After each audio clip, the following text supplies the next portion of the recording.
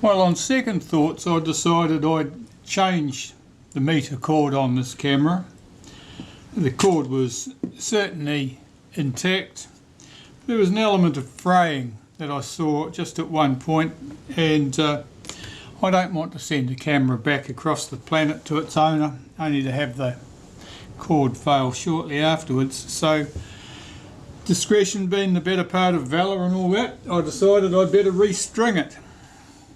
So what I'm using is this braided, man-made, science, space-age stuff.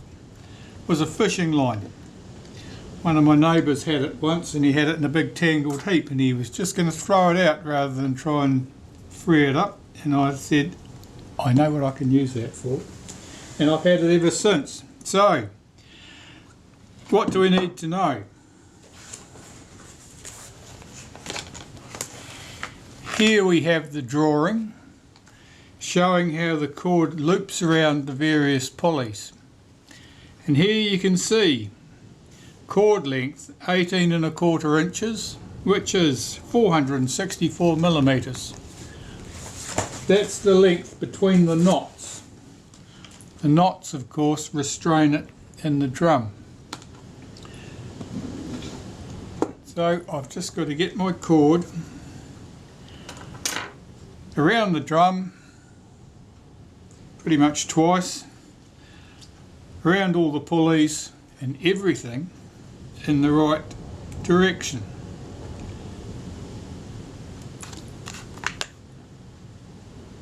And it's not as simple as it sounds.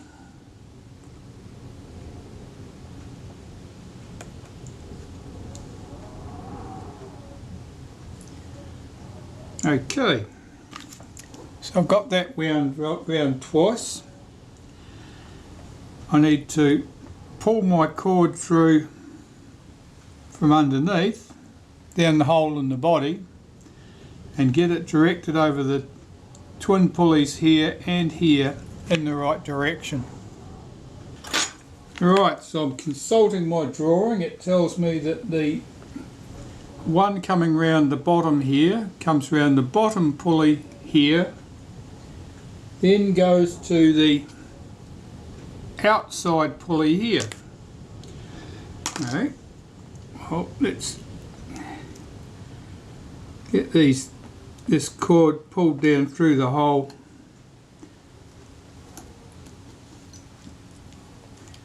That one is the other one, so that must go to the inside pulley at that end, like that. And the other one goes through to the outside pulley. So I've just got my little wire hook here I'm feeding up through that hole in the casting, or attempting to.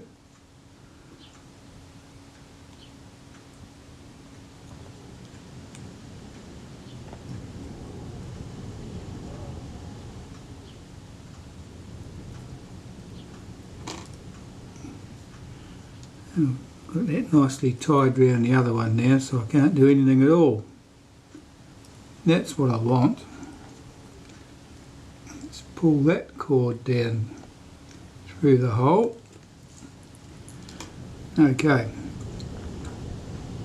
So that one to the inside, this one to the outside pulley. Let's put a bit of tension on those and check that everything is as it should be, that I haven't got my cord overlapped and knotted or twisted round each other or anything. That all looks good. So I want to hold that cord in position. And how I'm going to do that is put a couple of washers here and a screw, and use that to clamp the cord.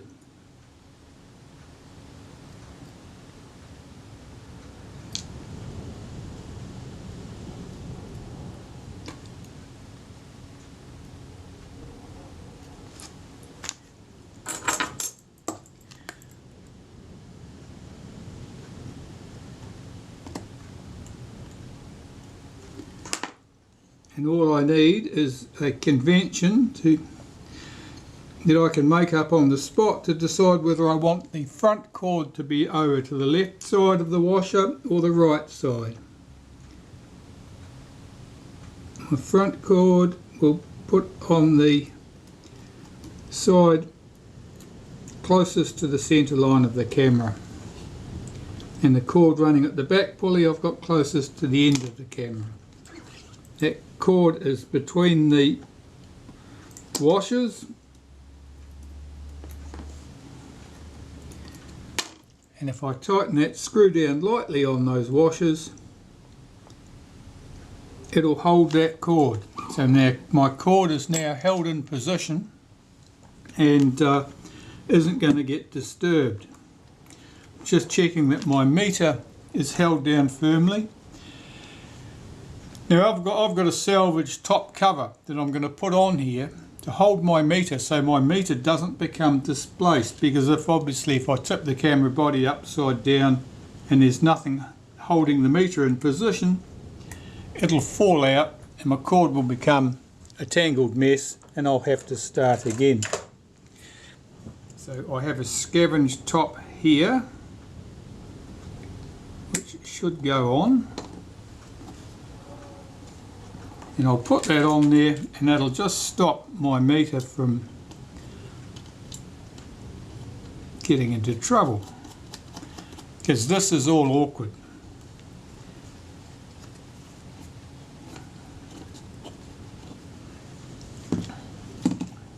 Now, looking at my drawing, let me make sure my cord is separated and I know which one goes where. Looking at my drawing, I can see that the cord at the back goes to the top of this drum, rolls round clockwise. The cord at the front goes anti-clockwise to the front of this drum. So I'm going to start spooling that in. So I start with the front, which is the one on this side. Get my cord tucked down in the drum. This one is to revolve anti-clockwise, something like that. And this one is the rear, starts on the other side, that revolves around the drum in the clockwise direction looking from the front, like that. And if I get those two cords on this pair of pulleys, I should be able to swing that across, and what have I got? I've got a knot in it. I've got this thing crossed over. So I've got my front cord where the rear cord should be on those pulleys.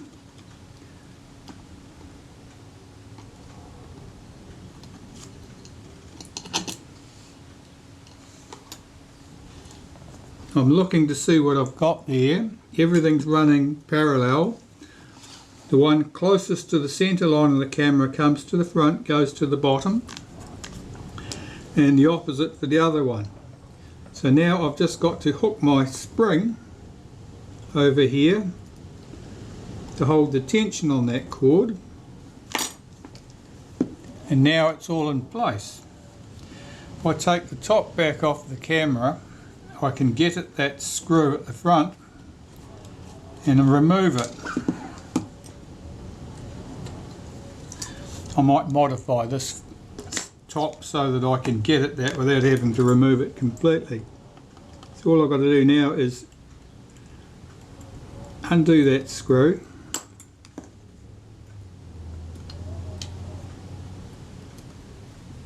remove the spacer washers I'd put there, and have another final check to make sure that the cord is all running correctly around the drums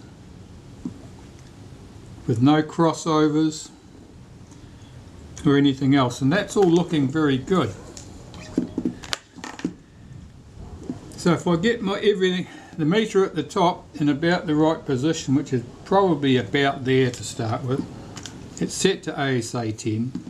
This drum down the bottom, let's see what I've got here.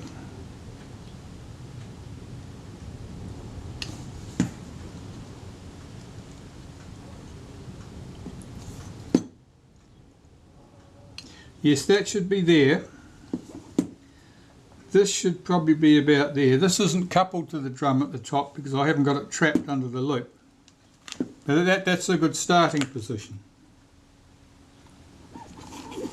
And as this drum revolves at the bottom, you'll see the meter drum move at the top. And the yellow follower needle swings across.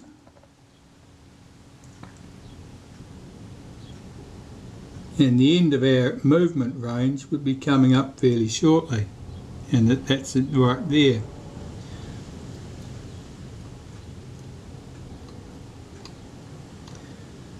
Back to where we started. Okay, so that's good. I've got my meter in position. I'm not going to lock that meter setting until I've got the camera pretty much complete, because any wiggle in the position of this meter may have a slight effect on that. And of course it interconnects with the rings on the front of the shutter. That part is looking very good. With that in position, what do I want to do now? I've got to put the bracket in place that will hold the spring on the front cam. So I've made this little bracket. This fixes to the top here. Kodak had a similar thing when they serviced these cameras. I don't remember exactly what it looked like. It did a similar thing. Basically, we've got a notch in here which will hold the spring. I've sort of got a mental picture of what it looked like, and it wasn't exactly like this, but this does the job nicely.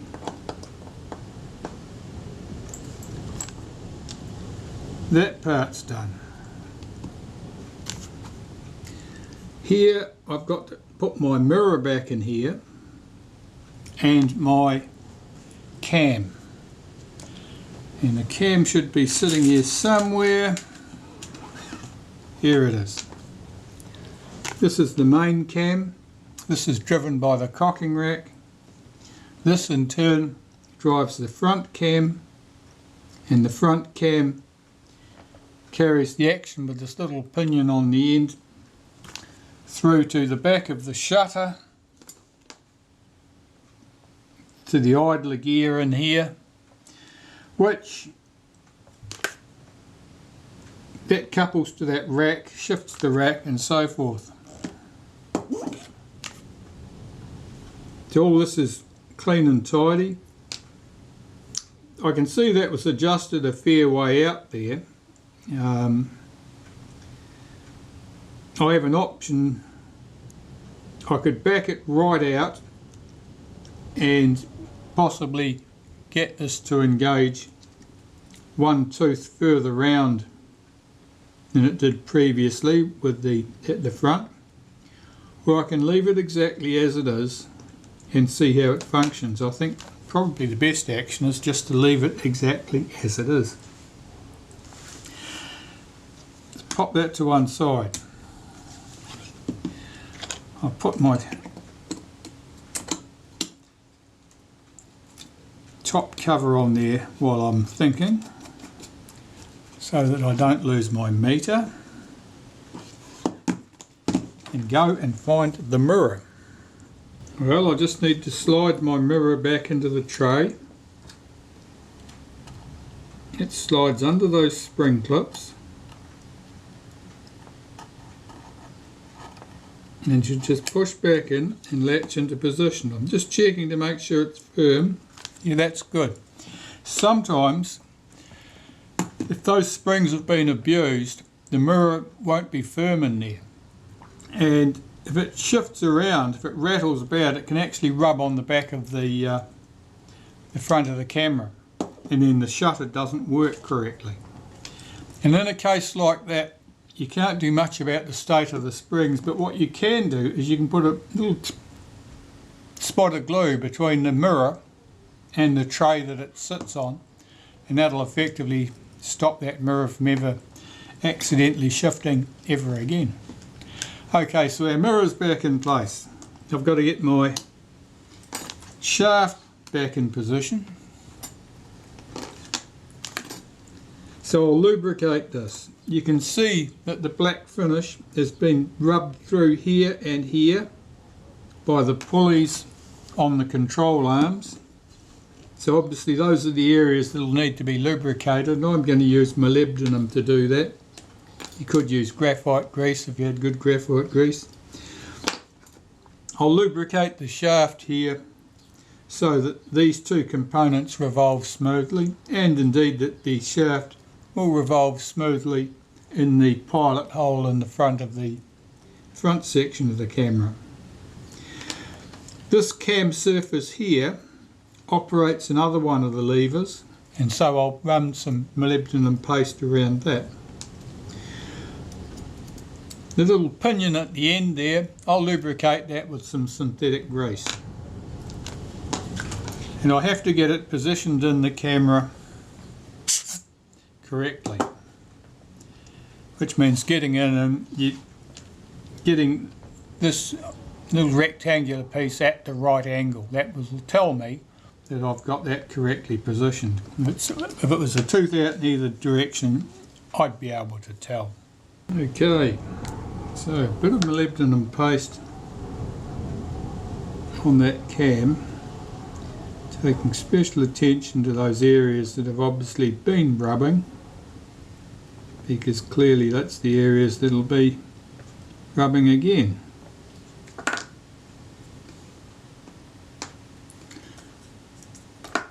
On the front cam, this outside surface, some through the centre, that'll probably do. Now taking this cam, apply some synthetic grease to the back where it couples with the cocking rack. Let's put that on that gear and fit this into the body. Try not to drop this, because you'll end up with grease. Potentially, if that greasy thing hits your mirror, you will not be pleased. You can see the angle of the shaft here, the rectangular piece on that shaft.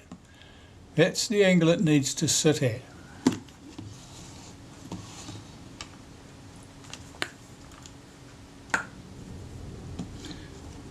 I'll put the front pinion in, and when I get this in position, the mirror will release. And now I have to rotate this spring to the top and another full turn at least. And that is always tricky. I need a stiff pair of tweezers to achieve it, because I'm lazy and I've never made a proper tool to do the job. It's on my list of things to do.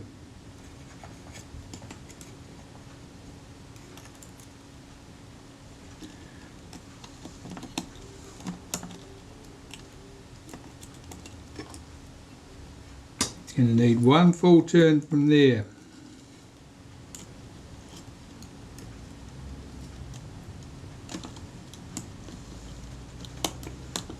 And if you think that might be awkward without displacing anything, you'd be right.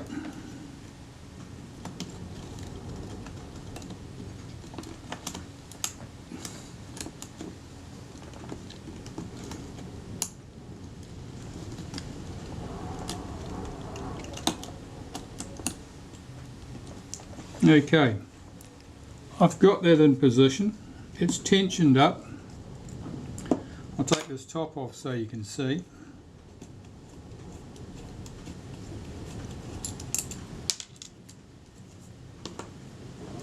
This bracket, the spring, is being held by the notch in the bracket. it's all under tension.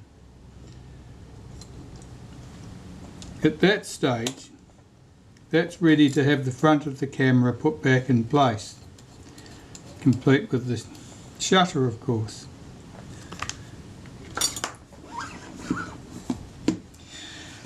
So what else have I got to do here?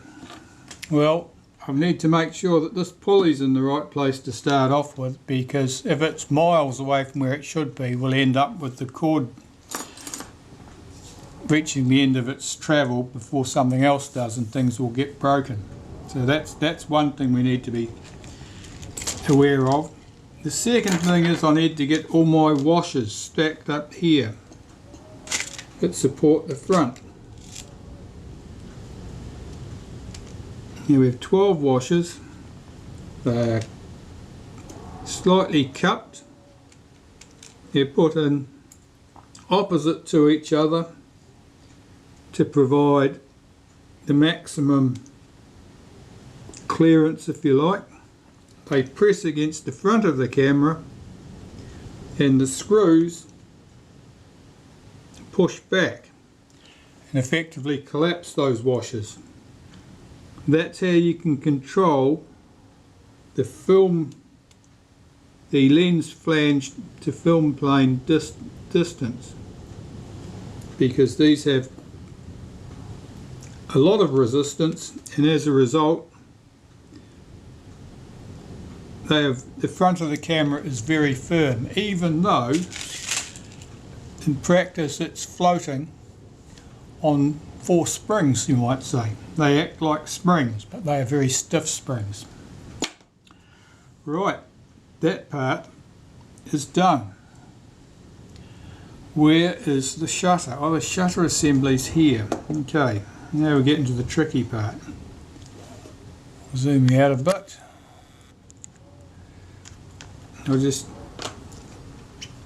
It's not uncommon to have the front off more than once.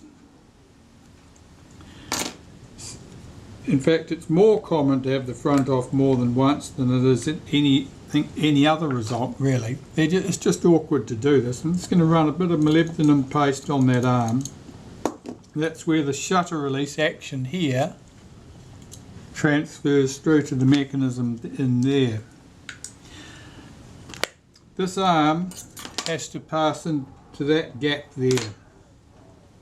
We're starting this process. The capping plate is latched at the back, the mirror is in the up position. This has to fit over that drum. We don't want to disturb the 4 washers. I suppose it would help if I had the fixing screws ready to go.